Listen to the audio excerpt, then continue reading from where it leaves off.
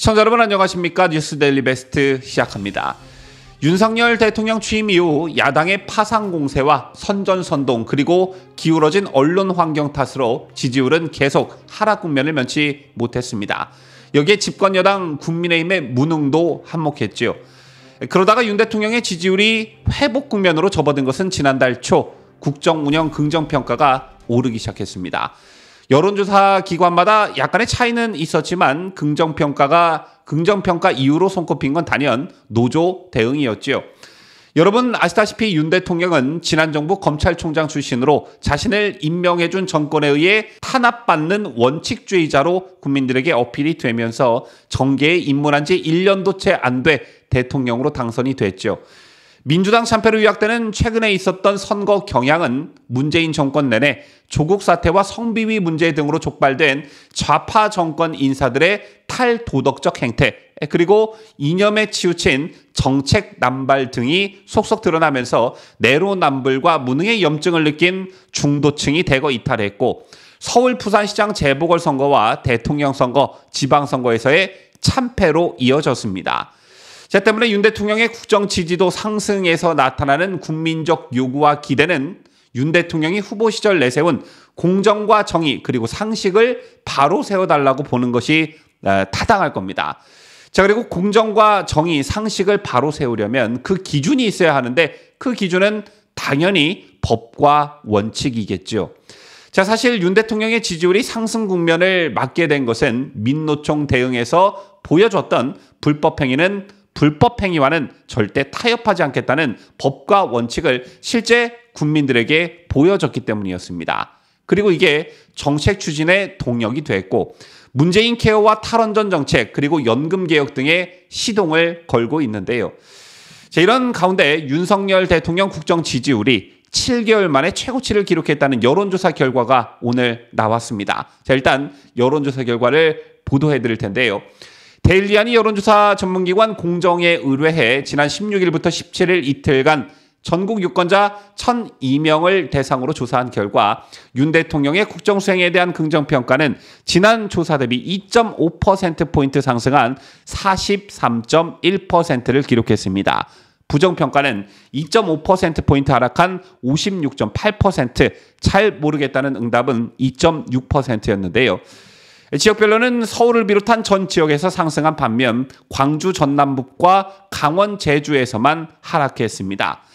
윤 대통령의 국정 지지율은 지난달 초 5개월 만에 40%대를 회복한 뒤 1월 초까지 40% 초반대에서 조정 국면을 거치면서 다시 상승 흐름을 타는 분위기인데요. 서유한 여론조사 공정대표는 북한 도발에 대한 단호한 입장 표명, 노동, 연금, 교육 3대 개혁에 대한 강력한 추진 의지, 아랍에미리트 방문 성과, 신년 기대 효과 등이 복합적으로 작용한 것으로 보인다고 분석했습니다.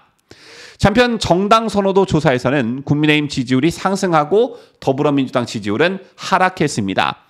국민의힘 지지율은 지난 조사 대비 4%포인트 상승한 44.7%였고요. 같은 기간 민주당은 1.5%포인트 빠진 35.4%로 나타났습니다. 제로서 양당 간 격차는 9.3%포인트로 오차 범위를 벗어났습니다. 자, 이것도 조사업체의 분석을 한번 보시겠는데요. 서요한 공정대표는 국민의힘 지지율이 6개월 만에 최고치를 기록하며 민주당의 오차 범위 밖 우세로 나타났다며 대통령과 나경원 전 의원의 갈등에도 불구하고 대통령 지지율이 상승하며 국민의힘 지지율에도 영향을 미쳤고 특히 이재명 대표의 검찰 소환과 김성태 전 쌍방울 회장의 입국 등이 민주당의 불리한 포인트로 더 크게 작용한 것으로 보인다. 이렇게 분석했습니다. 즉 국민의힘 전당대회와 관련해 여러 가지 잡음이 있었지만 윤 대통령의 지지율이 집권 여당의 지지율을 견인했다. 그 반면에 이재명의 사법 리스크와 김성태 쌍방울 회장 입국 이슈가 민주당에 더 크게 마이너스로 작용했다는 것인데요. 자, 실제 이재명 대표의 사법 리스크에 대한 민심이 더 악화된 것으로 나타났습니다. 같은 여론조사에서 이재명의 사법 리스크가 없다는 응답률이 33.2%로 역대 최저치에 다가가는 수치가 나왔습니다. 반면 사법 리스크가 있다는 응답은 57.9%로 과반을 훨씬 넘었습니다. 그런데 여기서도 한 가지 주목할 점이 있는데요. 민주당의 핵심 지지 기반인 광주 전남북에서도 사법 리스크가 있다는 응답이 55.6%로 과반을 넘겼다는 점입니다. 전국 수치와 큰 차이가 없다라는 것인데요. 자, 사실 이재명과 관련한 사법 리스크도 앞서 말씀드린 공정과 정의 그리고 상식의 영역에 해당한다고 볼 수 있습니다. 혐의가 있으면 수사당국의 성역 없는 조사와 수사를 받고 그 과정에서 범죄 혐의가 소명이 되면 기소가 돼 사법 처리를 받는 과정 자체가 공정과 정의 실현 그리고 무엇보다 법치국가의 가장 기본이지요. 그런데 이게 문재인 정권 때 실현이 안 된 겁니다. 문재인 정권이 곳곳에 박아놓은 친문 검찰들이 수사를 뭉개거나 질질질 끌어온 사건들이 대부분이었습니다. 그게 바로 대장동 게이트, 성남FC 불법 후원금 사건 이런 것들이고 최근엔 라임 옵티머스에 대한 재수사 소식도 들려오고 있지요. 그리고 여기에 김명수의 법원도 가담했는데 윤미향 조국 사건이 불거진 게 언제인데 아직 1심 재판 선고도 나오지 않은 상태입니다. 그런데 이런 당연한 정상화를 놓고 좌파 진영과 민주당에선 검찰공화국 야당 탄압이라며 지지층에 기댄 여론전을 펼치고 있는데 이게 잘 안 먹혀 들어가고 있다는 것이 앞서 전해드린 여론조사 등에서 나타나기 시작한 것입니다. 어제 속보로 전해진 대로 국정원과 경찰이 국가보안법 위반 혐의로 민노총을 압수수색하면서 해당 이슈가 수면 위로 올라오기 시작했는데요.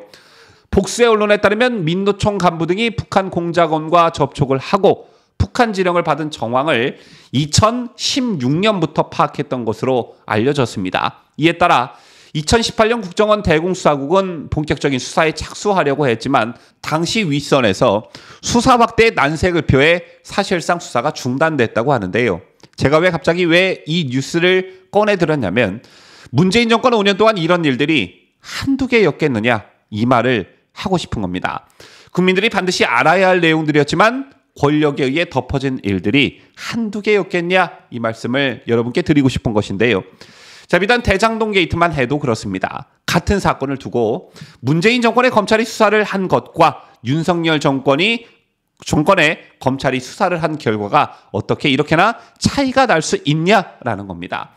월북한 것으로만 알고 있던 서해 공무원 사건에 이렇게나 엄청난 사실들이 있었다는 것을 왜 지금에서야 알게 됐냐는 겁니다.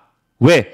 노동단체인 민노총이 누가 봐도 이상하리만큼 정치적으로 친북 행태를 보이는데도 왜 그간 아무도 손을 댈 생각을 하지 않았느냐, 심지어 일부 혐의를 포착하고도 왜 뭉갰냐는 겁니다. 또 태양광 사업으로 수많은 국가 예산이 투입했는데 그 돈이 실제 어떻게 쓰여졌는지 왜 한 번도 이걸 들여다볼 생각을 안 했냐는 겁니다.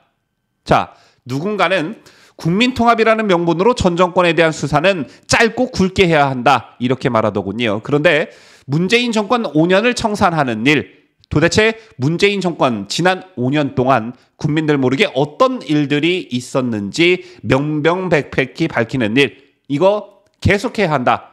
이게 바로 공정과 상식을 바로 세우고 법치를 되살리는 과정이다라고 저는 생각합니다.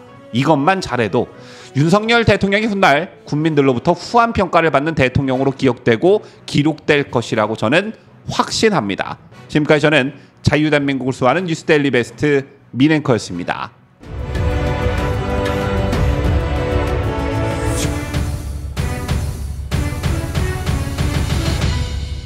함께해요. 뉴스데일리 베스트.